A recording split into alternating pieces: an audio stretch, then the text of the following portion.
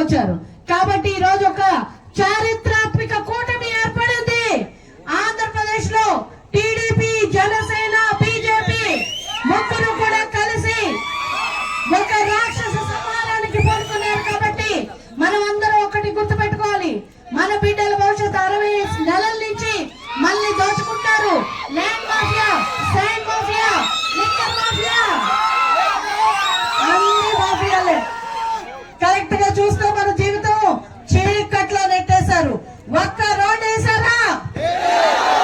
మనందరినీ కూడా అభివృద్ధి సున్నా చేశారు. రేషన్ కార్డులు తీసేశారు. ఒంటరి మహిళల్ని ఇబ్బంది పెట్టారు. ఈ రోజు మనం చూస్తే మనకి రావాల్సిన 5 కేజీల బియ్యం సెంట్రల్ గవర్నమెంట్ నుంచి వస్తుంది.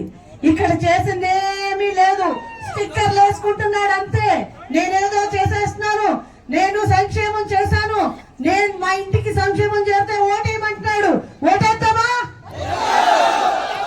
జగన్మోహన్ రెడ్డి మనకి ఏమన్నా చేశాడా? మద్యపాన నిషేధం అన్నాడు, చేశాడా?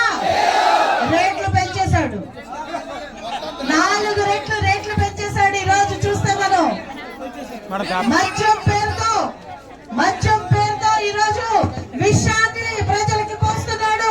35 లక్షల మంది లివర్లు పాడై హాస్పిటల్ బారిన పడ్డారు. ఈ రోజు ఇలాంటి వ్యక్తి ప్రజల కోసం ఆలోచిస్తాడా?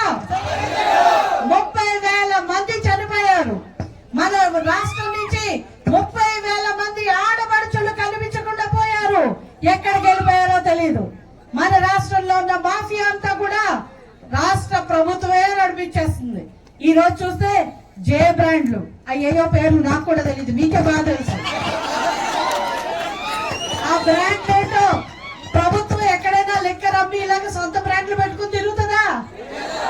మనకి మద్యం షాపుల్లో డబ్బులు డిజిటల్ పేమెంట్ తీసుకుంటున్నారా? Cash and carry.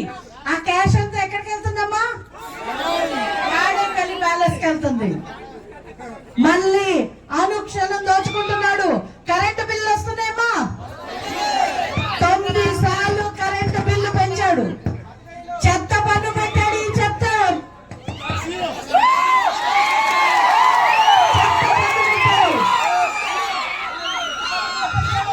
60 నెలలు మళ్ళీ అనుక్షణం దోచుకున్నాడా? ఇప్పుడు మనం సరి అయిన బుద్ధి చెప్తాం. ఎందుకంటే మనకున్న ఒకే ఒక్క ఆయుధం ఏంటంటే ఓటు.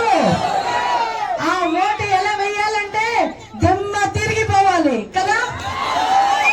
జగన్మోహన్ రెడ్డికి చుక్కలు కనిపించాలి.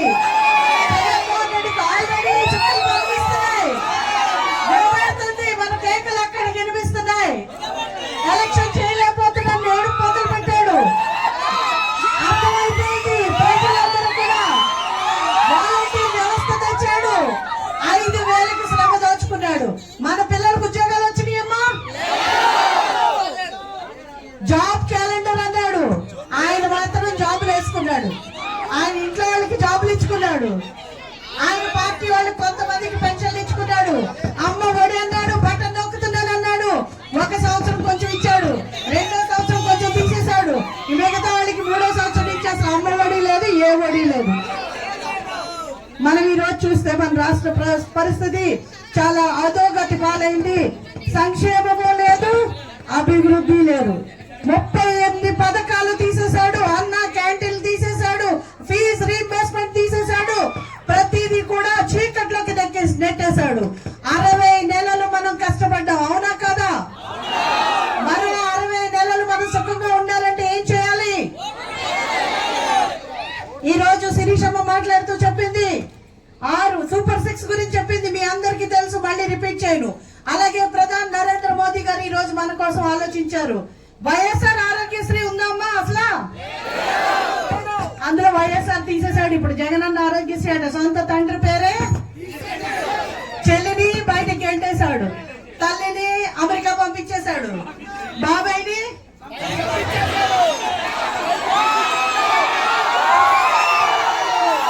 అందరికీ తెలుసు. బాబాయ్ని ఎవరు చెప్పారో, హూ కిల్డ్ బాబాయ్ అందరికీ తెలుసు.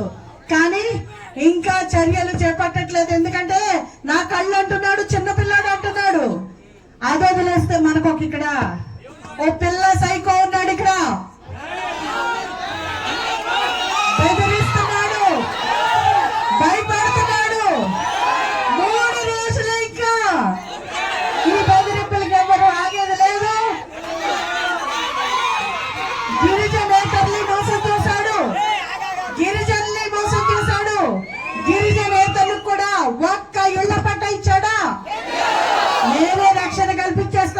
కల్పిస్తాడా? ఈ రోజు మనం చూస్తే ఇంకా బెదిరించి భయపెట్టి కొట్లాడి ఏదో రకంగా మనల్ని ఇంకా మభ్య పెట్టాలని చూస్తున్నాడు. ఇందాక శిరీషమ్మ చెప్పింది, భార్య భర్తలు తన్ని విడదీశాడు, ఆ అమ్మాయిని ఒంటరి చేశాడు, భర్త బాధకి గురయ్యాడు. మన జీవితాల్లో అలాంటివి మనం సహిస్తామా? ఇక్కడున్న అనంతోదయ భాస్కర్ మీ ఊరొస్తే ఏం చేస్తారు? తరిమి కొట్టండి. ఇలాంటి నాయకులు మనకొద్దు. నేను 2016 సంవత్సరంలో నా మీద అటెంప్ట్ మర్డర్ చేశాడు. నేను కేసు పెట్టాను, 3 నెలలు లోపల ఇచ్చాను.